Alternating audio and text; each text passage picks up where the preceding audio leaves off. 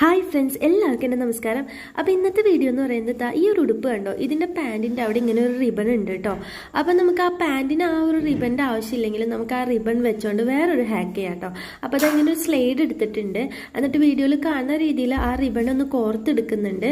രണ്ട് സൈഡിലും കവറപ്പ് ചെയ്യുന്ന രീതിയിലാണ് ഞാനതൊന്ന് കോർത്തെടുക്കുന്നത്. രണ്ട് സൈഡിലും ഫുള്ളായിട്ട് ആ സ്ലൈഡ് കാണാത്ത വിധത്തിൽ നമ്മൾ കവറപ്പ് ചെയ്തെടുക്കണം. നമ്മൾ ചെയ്ത് കഴിഞ്ഞാൽ നമുക്ക് ഈ ഒരു ഉടുപ്പിടുന്ന സമയത്ത് അവർക്ക് മാച്ചിങ് ആയിട്ട് ഈ ഒരു സ്ലൈഡും കൂടി നമുക്ക് കുത്തി കൊടുക്കാം കേട്ടോ.